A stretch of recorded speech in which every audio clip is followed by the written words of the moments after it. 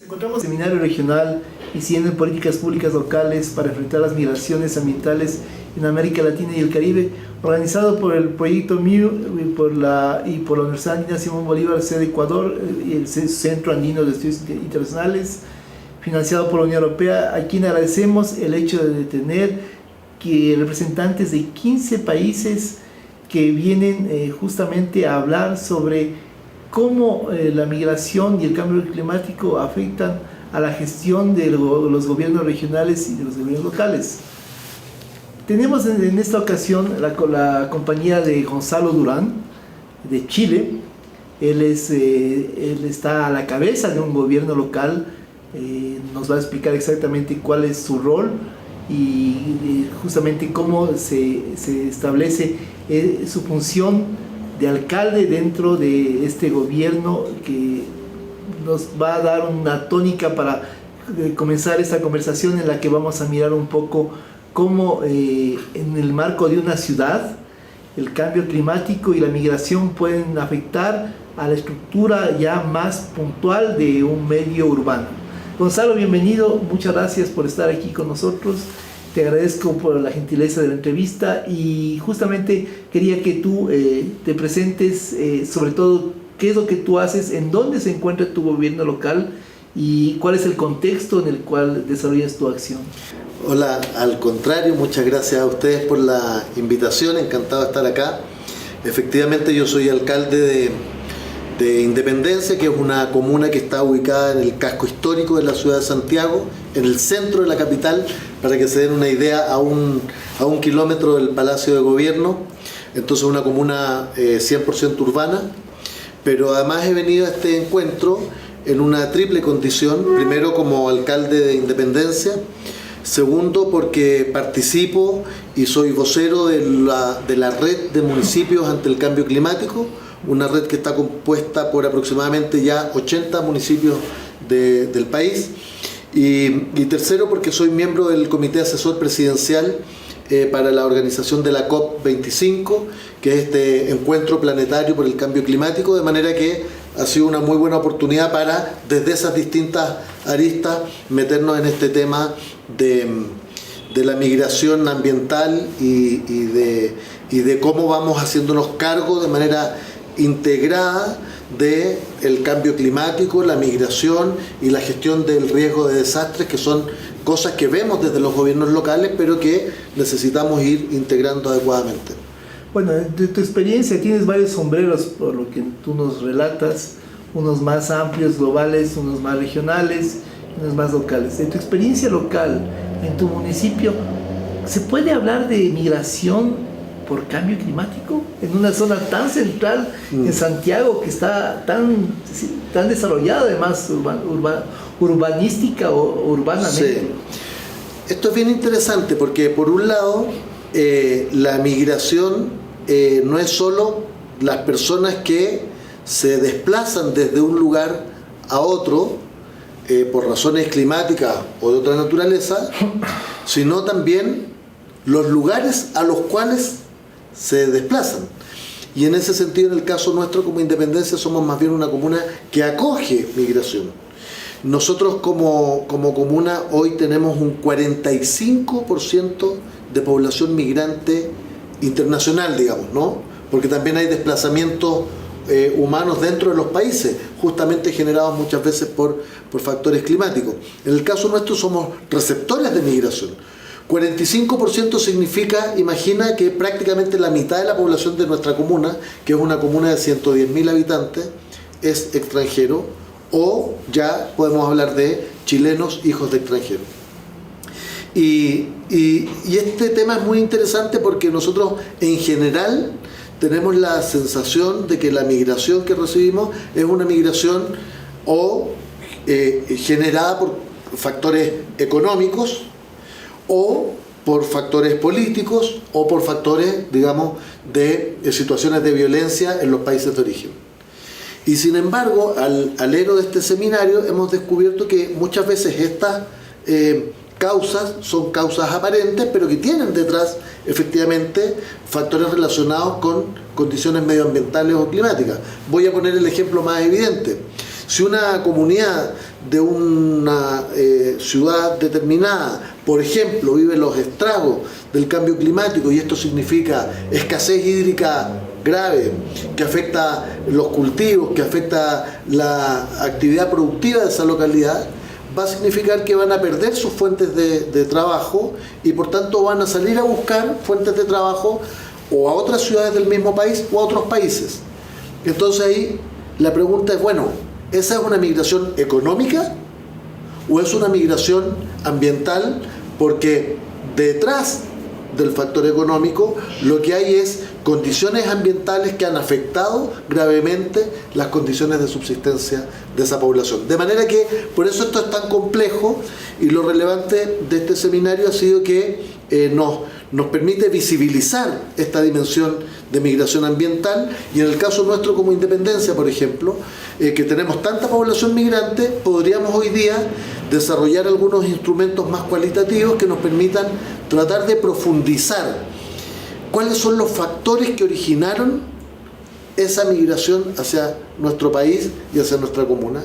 Y probablemente si profundizamos vamos a descubrir que el factor climático, que el factor ambiental puede estar a la base de los problemas de origen. Tú tienes un gran sombrero y bueno, Chile tiene una gran responsabilidad con la COP25 que va a ser en diciembre, si no me equivoco. Así es.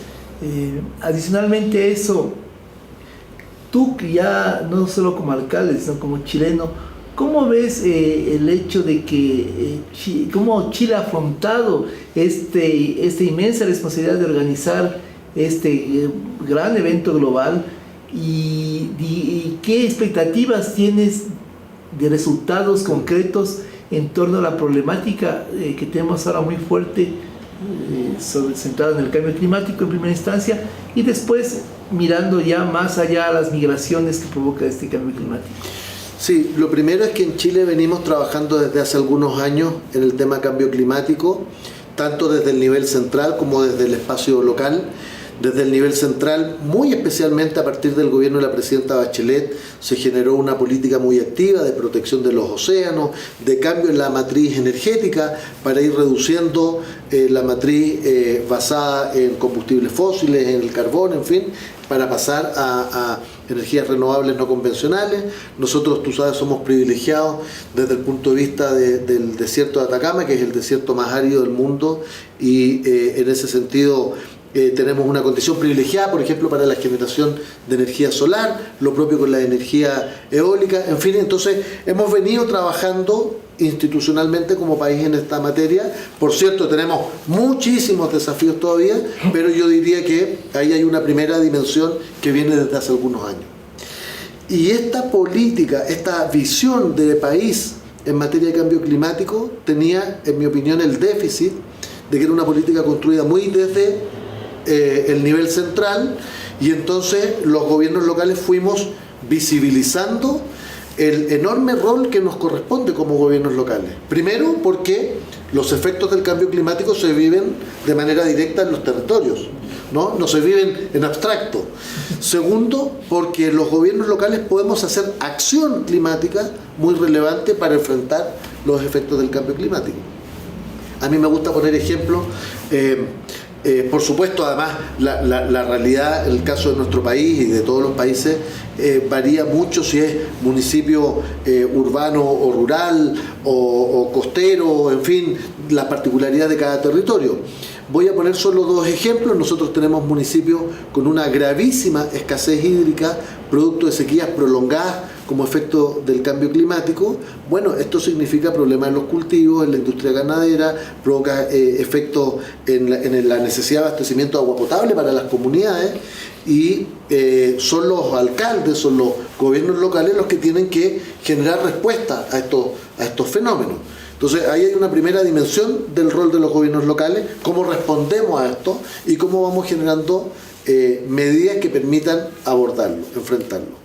Y por otro lado, somos los gobiernos locales muy creativos a la hora de generar soluciones, a veces con muchas dificultades y pocos recursos.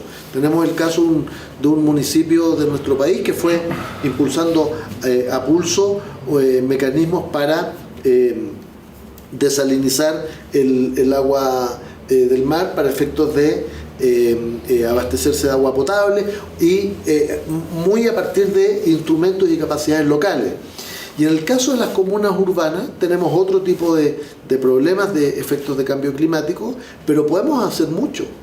Por ejemplo, reforestación urbana, generar más masa arbórea que requiera menos consumo hídrico, que tenga hoja perenne para efectos de que tenga durante todo el año capacidad de generar resistencia, ¿no?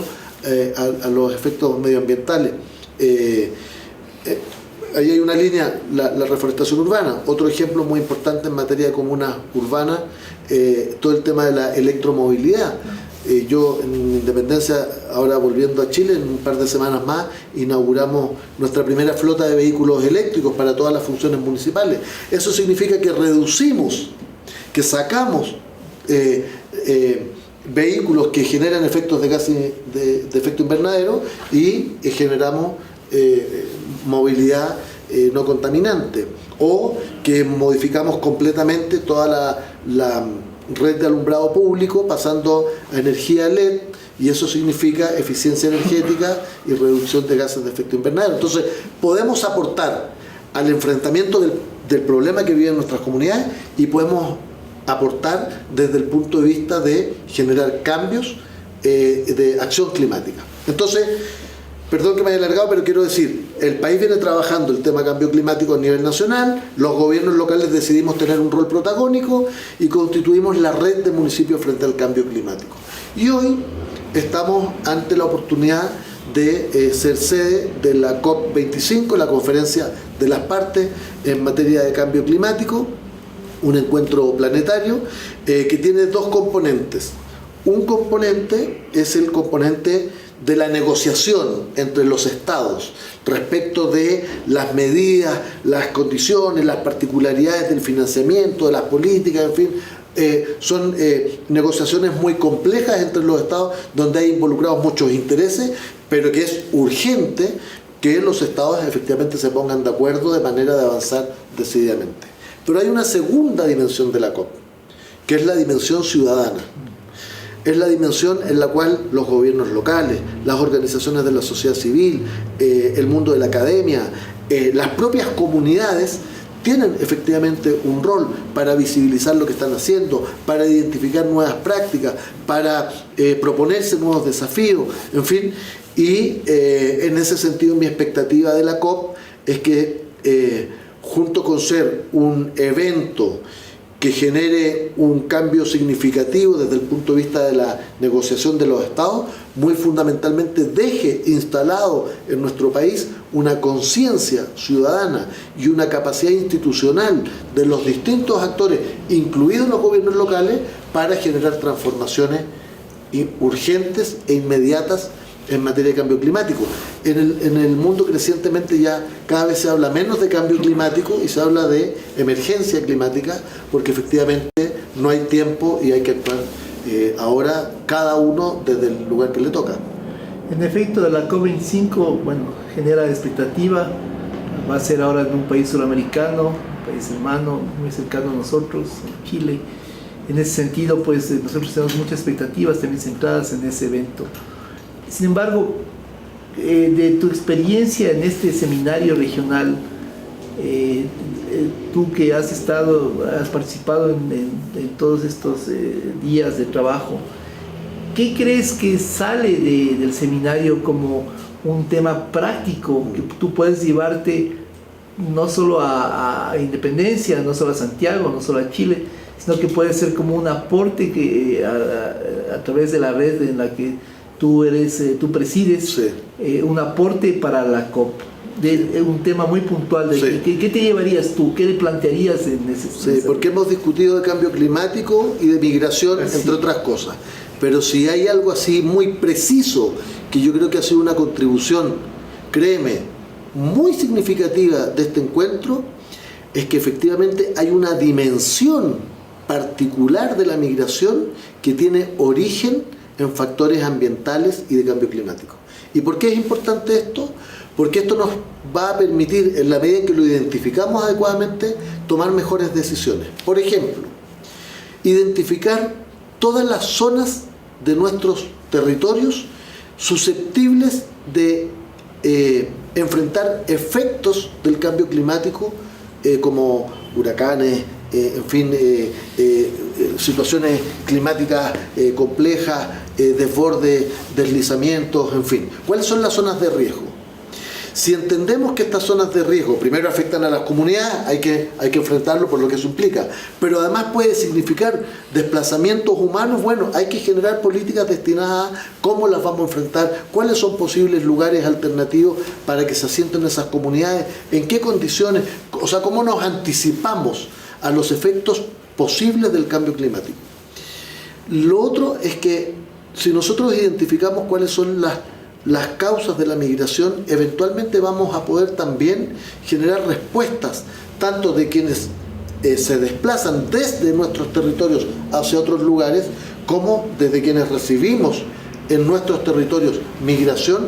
Vamos a poder generar respuestas más eficaces si entendemos cuál es el origen, la motivación de ese movimiento migratorio. Entonces, creo que el principal impacto de este encuentro es que hoy día introducimos una variable muy específica de la migración, que es la migración ambiental, que probablemente, si la identificamos adecuadamente, nos va a permitir prepararnos de mejor manera y responder desde una perspectiva de derechos a las personas que se ven obligadas a desplazarse tanto dentro de sus países como hacia otros países.